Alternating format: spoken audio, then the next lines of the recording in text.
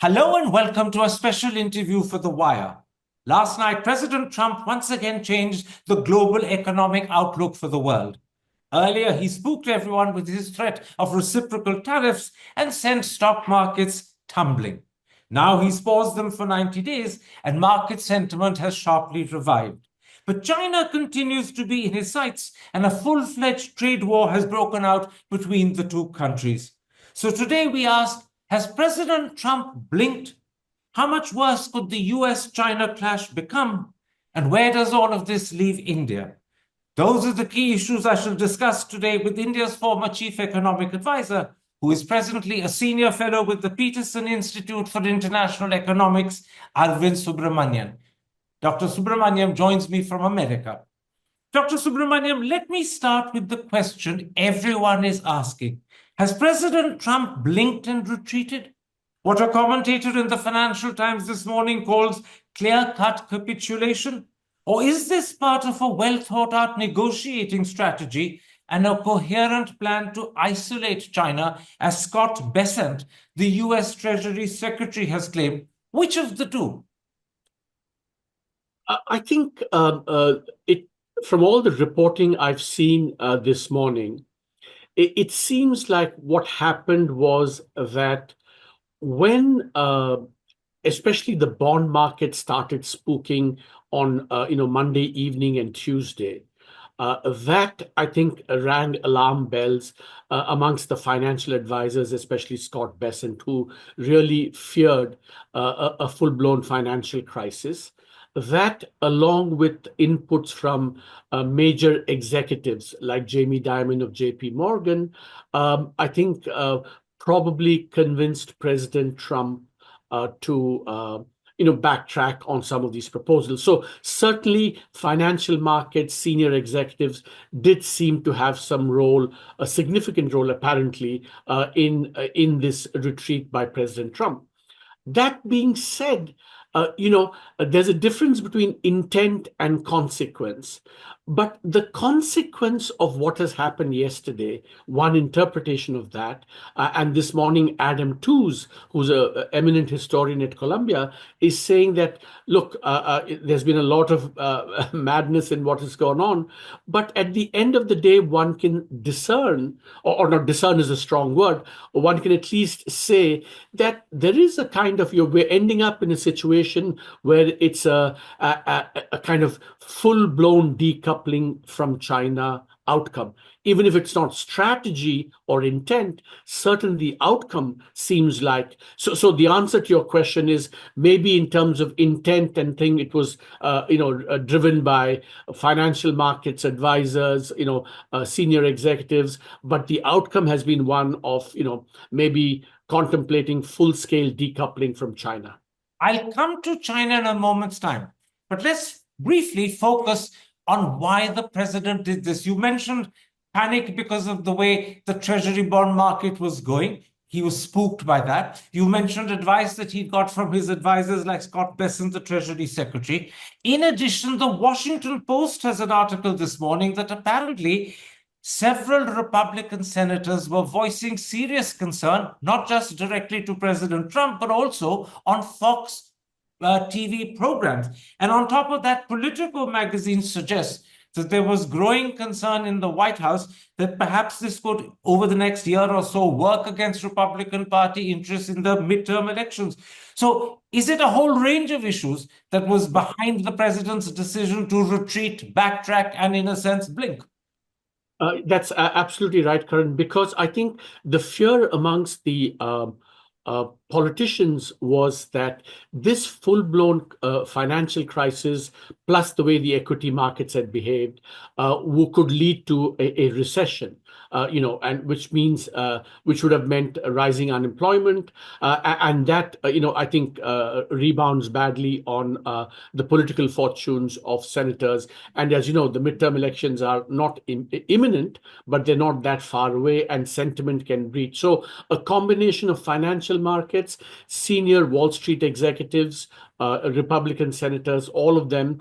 But at the back of the mind was this thing that all this could lead to a serious financial and economic downturn, which the president didn't want to, I think, face in his first year in office. I'll hold off on China for another moment, but as far as the rest of the world is concerned, do you think the threat of reciprocal tariffs will revive in 90 days' time? Or do you believe that trade deals and general negotiation will allay that threat and also at the same time simultaneously end President Trump's mission to remake the global economy? I think the honest answer to that question, based just on the evidence of the last 2 months, is that nobody knows. What has, I think, above all, unnerved everyone, in markets, in amongst business executives, is that this keeps changing all the time, and for reasons and rationales that also keep changing all the time. The honest answer to say, will there be reciprocal tariffs? Will there be agreements? Anything is possible. And that's why I think the sense that although the actual tariffs applicable today are less than what they were when the reciprocal tariffs were announced, the uncertainty has in no way diminished. The uncertainty and unpredictability that hangs over business decision making hasn't changed. So the answer is no, we don't really know, and no one can really guess. But the other argument would be that if this is kind of China focused, maybe there will be some progress in the negotiations, and there may be some relief for other countries. That's possible. But I think nobody can honestly say with certainty that that will be the outcome. So, in a nutshell, we have a pause as far as the rest of the world is concerned, but the danger is not over and uncertainty continues. Yeah, but just based on, remember, I'm just, all this is based on the last 2 months, because there have been tariff impositions, there have been pauses, there have been reimpositions and repauses. So that's what I think is the evidence for saying that this pause could be permanent, provisional, temporary, retractable, any of the above. What does this mean then, Dr. Subramanian, for India, which has committed itself to a bilateral trade agreement by autumn of this year? To avoid reciprocal tariffs, will we have to sharply reduce our own tariffs or even accept zero tariffs in certain areas? No, again, Karan, it's difficult to say. There's no doubt that if India wants to be spared some of these high tariffs, India will have to make concessions. What those concessions will be, how much, in what sector, I think that's what's being negotiated. And really, again, this is a gray zone which nobody knows, including, we don't know what President Trump and his team really want. But the sense has to be that, India is no longer this high tariff country because, as you know, he keeps coming back to that again and again. So there has to be that sense that India, is not a high tariff country and is not imposing all these restrictions. My feeling is, or at least my advice would be that there are lots of things that India needs to do for its own sake. A lot of things in this current environment, which I think we should come to soon. That, as you know, I've written recently that India has turned very protectionist in the last 2 years, not just in the form of tariff barriers, but these really, really arbitrary, protectionist, crony capitalist quality control orders that are really stymieing trade and stifling trade. This takes us back to the license quota Raj of the 60s and 70s. So there are things that we need to do for our own sake, and if we can make them gel with what will in our negotiations with the United States, that's what we should be doing. Tell me, do you have any sense of how determined the Trump team might be to get access for American agricultural produce and particularly, I suppose, dairy products to the Indian market? And what about also the export of American grain? Not so long ago, Howard Lutnick, the Commerce Secretary, specifically spoke about India's reluctance to buy American corn. How much would they want to push agricultural produce? I think everything will be on the table. I think agriculture, because there is the sense that Indian agricultural markets are closed. It will be on the table, but how India should respond. Because on agriculture, I think we need to be much more careful because millions of lives are at stake and livelihoods are at stake, and therefore we will have to be much more cautious on that. But that's why I feel it's on the others in the other sectors where we need to do it much more for our own sake. We should be more forthcoming. Tell me, doesn't this also mean that whatever comparative advantage some people believe India got because the reciprocal tariffs on India were sizably lower than they are on competitor countries like Bangladesh, Sri Lanka, Vietnam, Thailand, Indonesia, that comparative advantage no longer exists because we don't know what the tariffs on these countries will eventually be. It's all now open to negotiation. Exactly. With one exception, Karan. China, that's the exception because we know whatever happens, I think we can't be 100% certain, but when the dust settles, if ever it does, I think the barriers against China will be greater than on other countries. But you're absolutely right that, we thought our tariffs were lower than Vietnam and Bangladesh and Indonesia and Thailand. That's no longer the case. But even when there was a relative advantage, my view was that was not going to be enough for any business decision making and was not necessarily a source of advantage, because there was a larger uncertainty. But what you're saying, therefore, now is also true de jure, but with the exception of China. Hi, I'm Karan Thapar.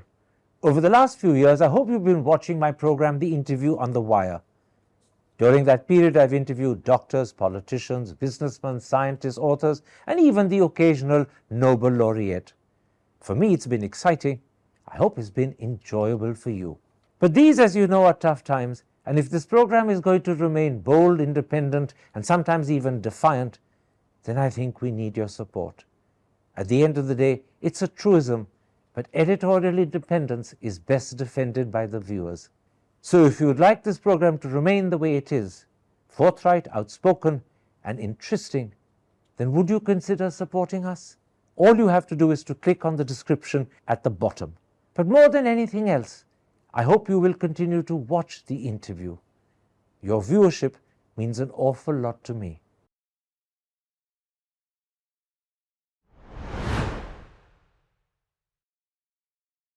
Let's then come to China up front. It now faces 125% tariffs, and earlier it hit back with a total of 84% of its own. Do you believe China will retaliate further? I noticed today that the Chinese Foreign Office spokesperson clearly left open the possibility of China taking further action. He clearly suggested that China would not back off in the face of what he called a bullooing America. And I also noticed that most commentators are convinced China will retaliate. What's your belief? Yeah, I don't think my sense also is that now, both countries do not have easy off ramps, as it were, i.e., to get off their current positions. In the case of China, what's interesting, first of all, I think, Karan, it's worth reminding listeners that the two-way trade between China and the US is $700 billion. One. Second, also, that China has about 1.6 trillion investments in the United States in, buying all the government bonds and so on. So the stakes are huge. But coming back to your question, China, it seems like is kind of digging its heels in, but furthermore, it has not only taken action on tariffs. In the last 5 days, it has allowed its currency, or rather fixed its currency at progressively more depreciated rates over the last 5 years. That's also a kind of minor retaliatory action because China is saying that if you impose tariffs and make us uncompetitive, we can depreciate our exchange rate to try and regain some of that competitiveness. So that's a second point. Third point is that, as I said, China has $1.6 trillion in holdings of various kinds of government American assets. Remember that we spoke earlier that part of the retreat of the Trump administration was because of these skittish bond markets, right? And there, one of the stories was that was caused by Japan actually selling U.S. government bonds and creating the turmoil that led to all the kind of really the kind of upsetting things in the bond market. China similarly has that capacity to weaponize its holdings of American government paper, and so it has that clout as well. So it's retaliated with tariffs. It's kind of retaliated with the exchange rate. It has the potential to weaponize its portfolio investment. But fourth, above all, from all that I've read, China also has the capacity to cushion its economy against any downturn. And also, they have kind of drawn up, or they've always had this master plan of how to deal with decoupling from the United States. So, in that sense, it's kind of, tariffs, exchange rates, weaponizing portfolio investment, how to shield the domestic economy, and what kind of a sequential action to take in the form of decoupling. I think China has all of these, actual and potential levers. And so, for that reason, kind of adds to the view that they might stick it out and not give in quite easily. You know, China clearly, from your answer, has not just a fascinating, but from the American point of view, a deeply disturbing array of options that it can go for. Let's pick on just one of them. As you mentioned, what was happening in the Treasury bond market clearly created panic in the White House. And the Washington Post this morning has a fairly long story about that as well. China, I believe, out of the 1.6 trillion equity holdings in America, has 750 billion invested in treasury bonds alone. If China were to do what you suggested is an option, which is slightly begins selling US treasury bonds, kicking up the interest rate, diminishing and sliding the price, what would be the outcome from America's point of view, and what would be the impact on the dollar, which is the reserve currency of the world? Well, it would create huge tumult in markets, but whether China will exercise it and to what extent and how, of course, remains open. But that's certainly another weapon that they have in their quiver, and the experience of the last 4 or 5 days, especially with Japan using some of that, or apparently we don't know for sure, suggests that weapon has more legs than one might have thought previously. So one has to be watchful, and this has the potential to create ructions in the kinds of financial markets that matter most, for the U.S. economy and for U.S. financial markets, and for the strength, as you said, and for the reputation of the U.S. as a safe haven and the reserve currency status as well. Sorry, please carry on. Carry on. No, that's it. No, go ahead. Let me ask you at this point, Dr. Subramanian, in your opinion, who will lose more from the US-China clash? I noticed that Darshini David, the BBC's deputy economics editor, says that for every 5 goods that China sells to the United States, the US only sells 1 to China. Does that suggest that China has more to lose, or is the flip, the opposite, the truth, that American consumers have more to lose? Yeah, there's a piece in Foreign Affairs by my colleague Adam Posen, which basically says that, the US thinking has been, we have trade deficits, so our markets are bigger than China's, therefore we have more leverage over them. But when you actually exercise that, it turns out that because you import more, you are much more vulnerable, because you can pretty quickly get into scarcity and price rises very quickly. And because you import, you buy 5 times more than they buy from you, you are more vulnerable. So certainly the logic of, see, one thing, of course, both sides are going to be hurt. Let's not I think get away from that. China's exports will be hurt, but because America buys so much, white goods, phones, washing machines, and all kinds of other things, in that sense, you think you have a big market and you have leverage, but when you actually exercise that, you end up being much more vulnerable. And recall, Karan, that the last 4 or 5 years in India, inflation has been and higher prices have been a big political issue. So with these level of tariffs being imposed, the price rise will be significant. Scarcity and price rise will be significant, and that again can be politically have political repercussions for the ruling party. So it's a strange inversion where you thought you had the power, but you end up having a lot of vulnerability as well. And I just underline for the audience that controlling inflation and, in particular, bringing down the price of eggs was one of the mandates that Trump came to office with. If prices are the one thing that go up as a direct result of his action, he would lose a lot of popular support, or could. But I know we've talked about the real possibility of China retaliating in many ways. Let me ask you, how much worse could this situation get? Or will we see negotiations at some point fairly soon, because neither country really wants this to get completely and totally out of hand? It's a game of chicken that the two sides are playing, and we've reached a stage where, I mean, so much has been put in this, so much credibility and reputation is put in, that it's going to take a significant backing off from both sides. The off ramp, as I say, it's hard to see at this stage, but at the end of the day, it can't be ruled out because President Trump keeps saying, I have a good relationship with President Xi. The consequences for both sides are quite damaging if this continues. So it's possible. We can't rule it out. But for the moment, I think it looks like this is a game of chicken. Trump, Karan, there's one more point I think we should mention here, which we shouldn't overlook. That if this continues, there's another consequence for the global economy, including India. If indeed, all these tariffs are imposed on China, China is going to be looking for outlets for its exports that could not go to the United States. So the anxiety amongst many countries, developing countries and others, is to see a flood of Chinese goods into their markets.